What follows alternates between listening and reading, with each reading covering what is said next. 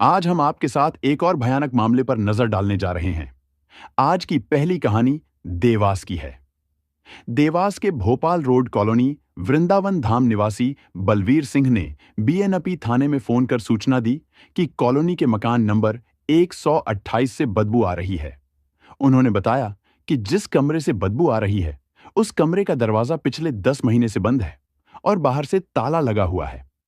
सूचना मिलते ही अमित सोलंकी को एहसास हो गया कि मामला गंभीर है और जरूर वहां कुछ गड़बड़ है, क्योंकि ऐसी खबरों में अक्सर मामला हत्या से जुड़ा होता है। इसीलिए टीआई अमित सोलंकी ने इसे गंभीरता से लिया। जाने से पहले उन्होंने यह जानकारी अपने वरिष्ठ अधिकारियों को भी दी। पुलिस टीम के साथ वे तत्काल वृंदावन धाम कॉलोनी पहुंचे। जिस घर से बदबू आ रही थी वह 2 मंजिला था। मौके पर पहुंचते ही टीआई कमरे से तेज बदबू आ रही थी, जिससे शक और भी गहरा गया। उस कमरे के ठीक बगल वाले 4 कमरों में बलवीर सिंह अपनी पत्नी और बच्चों के साथ रह रहा था। उसने पुलिस को बताया कि वह जुलाई 2024 से धीरेन्द्र श्रीवास्तव के इस मकान के एक हिस्से को किराए पर लेकर रह रहा है। बलवीर ने आगे बताया कि बच्चों की पढ़ाई और परिवार की जरूरतों को देखते हुए उसे कुछ और कमरों की जरूरत थी।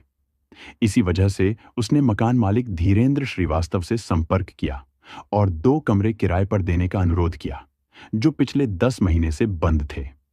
मकान मालिक धीरेन्द्र श्रीवास्तव ने बलवीर को बताया कि जिन कमरों की वह बात कर रहा है, उनमें संजय पाटीदार नाम का किराएदार रहता है। उसके घर का कुछ सामान अभी भी अंदर रखा हुआ है और उसका कमरा बंद है।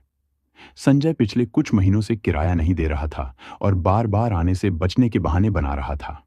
कभी सास की तबीयत खराब होने का हवाला देता, कभी किसी रिश्तेदार की मौत का हवाला देता। धीरेन्द्र ने कई बार बलवीर से कहा कि वह उससे संपर्क करे और अपना सामान बाहर निकालने के लिए कहे, लेकिन वह बार बार मना करता रहा। आखिरकार धीरेन्द्र ने बलवीर को सलाह दी कि वह ताला तोड़कर कमरा खोले, अपना सामान बाहर रखे और कमरे को इस्तेमाल में लाए। 8 जनवरी की रात बलवीर ने बंद कमरे का ताला तोड़ा। अंदर जाकर देखा तो घर के सामान के बीच में एक फ्रिज रखा था, जो बिना इस्तेमाल के चल रहा था। बिजली की खपत कम करने के इरादे से उसने फ्रिज बंद किया, कमरा बंद किया और अपने कमरे में सोने चला गया। अगले दिन यानी 9 जनवरी की सुबह बलवीर ने कमरे की सफाई की। हालांकि उसने संजय पाटीदार का सामान कमरे में वैसे ही रहने दिया और उसमें कोई गड़बड़ी नहीं की। 10 जनवरी 2025 की दोपहर को बलवीर सिंह को संजय पाटीदार के बंद कमरे से बदबू आने लगी। जब उसने कमरे का ताला खोला और अंदर गया तो देखा कि फ्रिज से खून टपक रहा था और बहुत तेज बदबू आ रही थी। यह देखकर बलवीर ने तुरंत बीएनपी थाने को सूचना दी। पुलिस टीम समय पर पहुंची और स्थानीय लोगों की मौजूदगी में फ्रिज खोला। दरवाजा खोलते ही चादर में लिपटा हुआ एक सामान बाहर गिर गया। पुलिस ने चादर हटाकर देखा तो उसमें एक महिला का शव मिला। शव को बाहर निकालते ही पूरा कमरा बदबू से भर गया। मृतका की उम्र करीब 30 से 35 साल थी। जांच में पता चला कि महिला पिंकी थी। उसके गले में दुपट्टा कसा हुआ था और हाथ बंधे हुए थे, जिससे साफ था कि उसकी हत्या की गई है। पुलिस ने अपने वरिष्ठ अधिकारियों की मौजूदगी में पूरे घर की तलाशी ली, लेकिन कोई संदिग्ध सामान नहीं मिला। सिर्फ संजय पाटीदार और मृतका प्रतिभा यानी पिंकी के कुछ फोटो और दस्तावेज मिले। इस दौरान प्रेस फोटोग्राफर और फिंगरप्रिंट टीम के सदस्य एएसपी पुनीत गहलोत, एएसपी जयवीर भदौरिया भी समय पर पहुंच गए। उन्होंने घटनास्थल का निरीक्षण किया और जांच टीम को जरूरी निर्देश दिए।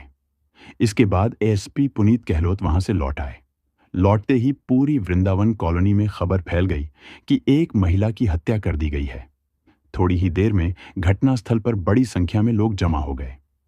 पुलिस ने जब पड़ोसियों से पिंकी की हत्या के बारे में पूछताछ की तो सभी ने कहा कि उन्हें इस बारे में कुछ नहीं पता। हालांकि उन्होंने यह जरूर कहा कि मार्च 2024 के बाद पिंकी को कॉलोनी में किसी ने नहीं देखा। जब भी कोई पड़ोसी संजय पाटीदार से पिंकी के बारे में पूछता तो वह यही कहता कि उसकी मां को हार्ट अटैक आया है, इसलिए पिंकी उसकी देखभाल के लिए मायके गई है। पुलिस को अब यकीन हो गया था कि जरूर कुछ गड़बड़ है। मामला संदिग्ध था, इसलिए पुलिस सीधे संजय पाटीदार के पास पहुंची। घटना की गंभीरता को देखते हुए मौके पर मौजूद पुलिस अधिकारी ने तत्काल उज्जैन से फॉरेंसिक टीम को बुलाया। टीम की 2 महिला अधिकारियों ने घटनास्थल और मृतिका के शव का बारीकी से निरीक्षण किया और जरूरी साक्ष्य जुटाए। इस दौरान पुलिस ने मौके पर ही पूरी कार्रवाई पूरी की और फिर मृतिका के शव को पोस्टमार्टम के लिए देवास जिला अस्पताल भिजवाया। इस जघन्य हत्याकांड की गुत्थी सुलझाने के लिए एसपी पुनीत गहलोत ने एक विशेष टीम बनाई, जिसमें SP Jaiveer Bhadauria, TI Amit Solanki, crime branch और साइबर सेल की टीमें शामिल थीं। जैसे जैसे जांच आगे बढ़ी, पुलिस को संजय पाटीदार और मृतिका पिंकी के बीच संबंधों के बारे में कई चौंकाने वाले तथ्य पता चले। जांच में पता चला कि पिंकी संजय की पत्नी नहीं थी। दरअसल वे पिछले 5 सालों से लिव इन रिलेशनशिप में रह रहे थे। संजय से पहले पिंकी को 2016 में राजस्थान के सुभाष माहेश्वरी से प्यार हो गया था। शुरुआत में तो सब ठीक रहा, लेकिन जल्द ही दोनों के रिश्ते खराब होने लगे। पिंकी को शादी के बाद ऐशो आराम की जिंदगी की उम्मीद थी, लेकिन जब ऐसा कुछ नहीं हुआ तो वह सुभाष से नाराज रहने लगी। दोनों में छोटी छोटी बातों पर लड़ाई होने लगी, जिससे दोनों के बीच दूरियां बढ़ती गईं।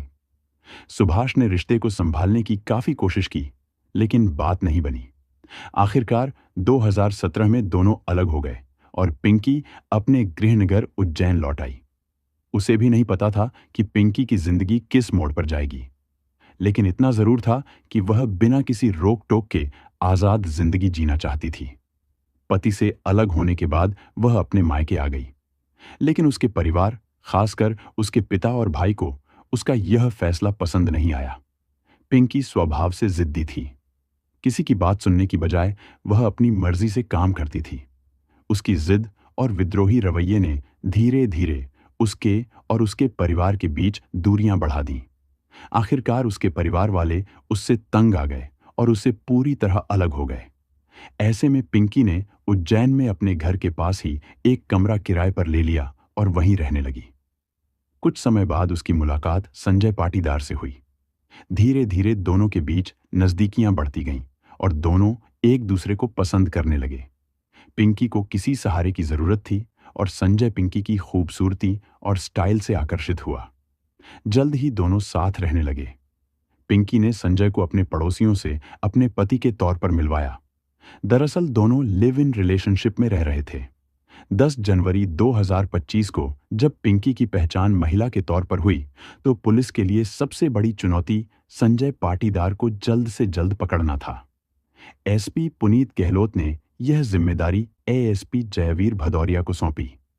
एएसपी ने अपनी टीम के साथ संजय के संभावित ठिकानों की तलाश शुरू कर दी। कुछ ही घंटों में सुराग मिल गए और संजय पाटीदार को उज्जैन के मौलाना गांव से गिरफ्तार कर लिया गया। गिरफ्तारी के बाद उसे देवास लाया गया, जहां उससे आगे की पूछताछ होनी थी।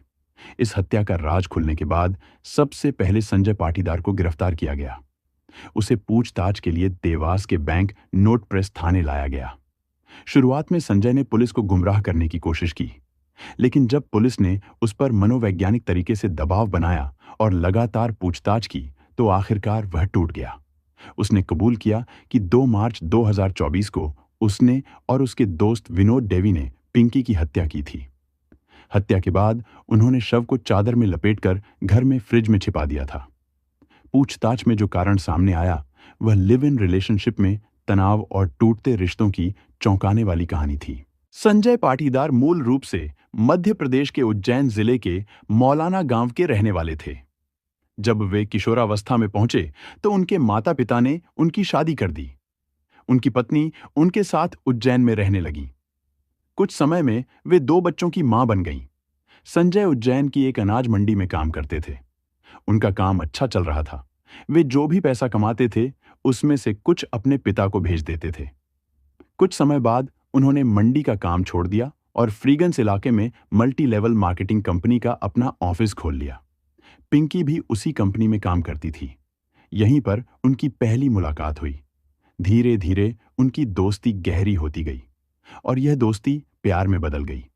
इसके बाद उन्होंने साथ रहने का फैसला किया और लिव इन रिलेशनशिप में रहने लगे। उज्जैन में संजय ने विवेकानंद कॉलोनी, अन्नपूर्णा नगर और तिरुपति धाम इलाके में कमरा किराए पर लेकर पिंकी को अपने साथ रख लिया था। लेकिन जब उनकी मल्टी लेवल मार्केटिंग कंपनी का काम ठीक नहीं चला, तो उन्होंने वह नौकरी छोड़ दी। इसके बाद वर्ष 2023 में संजय प्रतिभा उर्फ पिंकी को उज्जैन से देवास ले आया। वहां उसने वृंदावन धाम कॉलोनी में धीरेन्द्र श्रीवास्तव के मकान का एक हिस्सा किराए पर लेकर रहने लगा। धीरेन्द्र इंदौर में रहता था, इसलिए मकान खाली रहता था। देवास आने के बाद संजय परिवार चलाने के लिए शहर के बाजार में काम करने लगा, जबकि पिंकी घर पर ही सिलाई का काम करने लगी। वह कॉलोनी की महिलाओं के कपड़े सिलने का काम करती थी। यहां भी जब पड़ोसियों ने उसके पति के बारे में पूछा, तो पिंकी ने संजय को अपने पति के बारे में बताया। कुछ पड़ोसियों से बातचीत में उसने यह भी बताया कि देवास आने से पहले उसका 1-2 साल का बेटा था, जिसकी निमोनिया के इलाज के दौरान मौत हो गई थी। पुलिस ने जब कॉलोनी में रहने वाले लोगों से पूछताछ की, तो सबसे चौंकाने वाली बात यह सामने आई कि संजय और पिंकी की असल में शादी नहीं हुई थी। पिंकी ने संजय को अपने पति के बारे में बताया था और सबको यकीन दिलाया था। यह भी पता चला कि पिंकी भगवान की मूर्तियों के लिए खूबसूरत कपड़े सिलती थी। वह मेहनती थी और उसके आसपास के लोग उसकी प्रतिभा की तारीफ करते थे। संजय और पिंकी के बीच झगड़े की असली वजह भी सामने आई। पिंकी लगातार उस पर शादी करने का दबाव बना रही थी। हालांकि संजय ऐसा कोई कदम नहीं उठाना चाहता था, क्योंकि वह पहले से शादीशुदा था। यही तनाव धीरे धीरे उनके रिश्ते में दूरियां और फिर हत्या की वजह बन गया। पुलिस जांच में यह भी पता चला कि प्रतिभा उर्फ पिंकी का पिछले 7 सालों से अपने परिवार से कोई संपर्क नहीं था। 11 जनवरी 2025 को पुलिस ने उसके परिजनों को बुलाया, तो वे देवास पहुंचे और शव की शिनाख्त की। परिजनों ने बताया कि 2016 में पिंकी ने राजस्थान के सुभाष माहेश्वरी से उसकी मर्जी के खिलाफ प्रेम विवाह किया था। उसके बाद से उनका पिंकी से कोई संपर्क नहीं था। पुलिस को पड़ोसियों से भी पता चला कि बलवीर सिंह से पहले संजय पाटीदार और पिंकी इस मकान में जुलाई 2023 से जून 2024 तक रहे थे। हालांकि पड़ोसियों को उनके रिश्ते के बारे में कोई जानकारी नहीं थी।